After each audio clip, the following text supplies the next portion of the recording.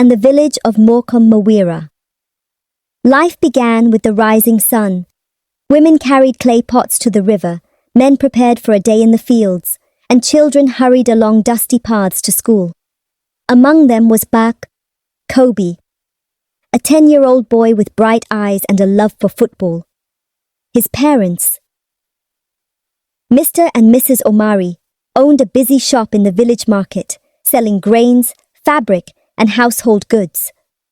They worked from sunrise to sunset, leaving Kobe alone most afternoons. "I'm tired of staying alone," Kobe sighed one evening as he helped his mother peel cassava by the fire. Mrs. Omari wiped sweat from her forehead. "I know, my son, but we must work hard for your future." One evening, as she counted money from the shop, she had an idea.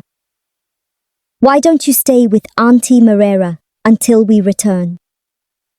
Auntie Marera was their neighbor, a woman in her late 20s who lived alone.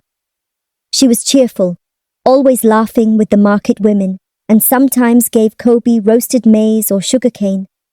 His parents trusted her completely.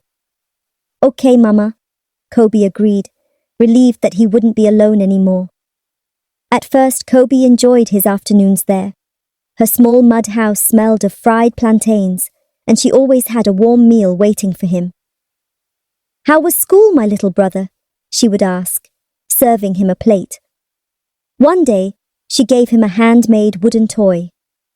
"You're like the younger brother I never had," she said, smiling. But then, one afternoon, everything changed. "Kobe, let's play a special game," Auntie Marera said softly. "It's just for us." Kobe didn't understand. She sat close, too close. Her hands guided his in ways that made him uncomfortable. "Don't worry, you'll like it soon," she whispered. That evening, Kobe couldn't eat.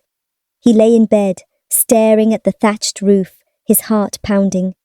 From that day, he dreaded going to Auntie Marera's house. He delayed at school, pretending to read under the big baobab tree. He took the longest route home, kicking stones along the dusty path. At night, something even worse happened. He started wetting the bed. The first time, he woke up in shock, staring at the wet stain. He quickly covered it with his blanket before his mother could see. The bedwetting continued. He felt ashamed, scared, and confused. One evening, as his mother cooked ugali, he gathered the courage to speak. "Mama, I don't want to stay with Auntie Marera anymore." Mrs. Omari sighed, stirring the pot. "Kobe, we work hard to give you a good life.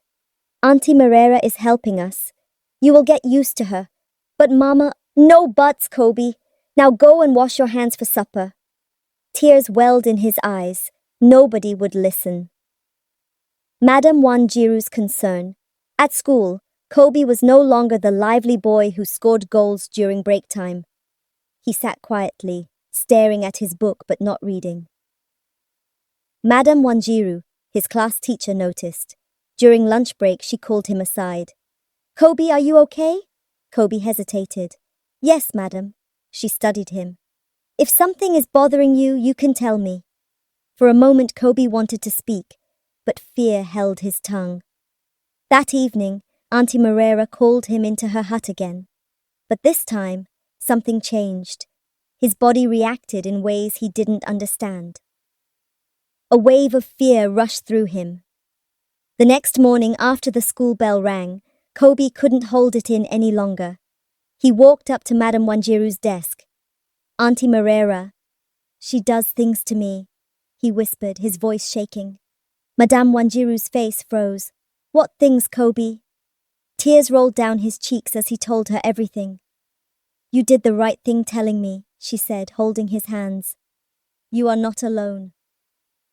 That afternoon, she called a meeting with the village chief, the school headmaster, and Kobe's parents. When Mr. Omari heard what had happened, he clenched his fists. "That woman will pay for this." "Calm down," the chief said. "We will handle it the right way." That evening, as the sun dipped behind the acacia trees, village elders and police officers knocked on Auntie Marera's door. She opened it with a smile, but when she saw their faces, she froze. Moreira, you are under arrest for harming a child, the chief said. You must be mistaken, she stammered, stepping back. The officers grabbed her wrists and placed iron handcuffs around them. Inside the house, Kobe watched from the window. As Auntie Moreira was led away, he breathed for the first time in weeks. That night, his mother held him close. I'm sorry, my son. I should have listened. It took time for Kobe to heal. The bedwetting didn't stop immediately, but with support from a kind village elder who was also a healer, he began to recover.